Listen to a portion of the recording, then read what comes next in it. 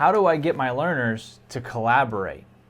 My name is Ryan Stoyer. Welcome to PBL Simplified for Teachers, designed to help answer your need to knows to help you simplify the PBL process in your classroom.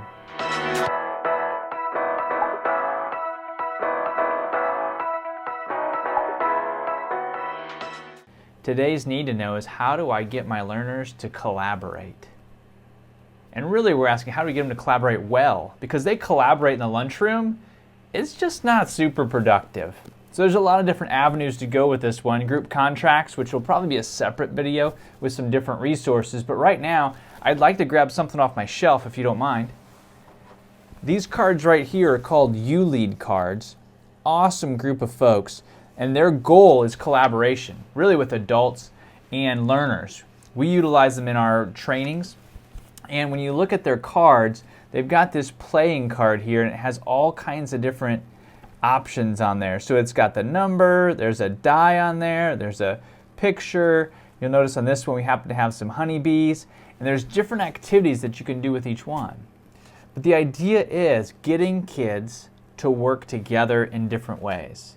If the only time that you've asked them to work together is when they have the task of creating a raised garden bed for the local senior center, it might not go super well. So finding some smaller activities that get kids used to working together, and honestly adults working together, is really beneficial. So some of my favorites of the ULEAD card is, you'll notice there's a little die on there, and you can just quickly give everybody a card. You walk up to somebody, 1, 2, 3, boom, and you add up the numbers as quick as you can.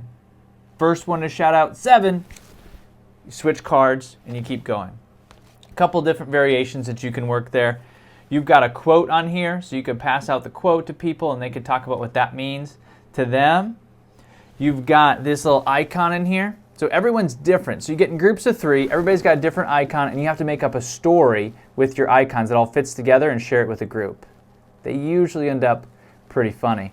And then if you've really got the group going well, you can combine these 3 words to create some kind of a dance in one of my favorite activities called Yes, Let's. So I would say to the group, I'd say, hey, who wants to do the confident horse dance? And the whole group would say, yes, let's.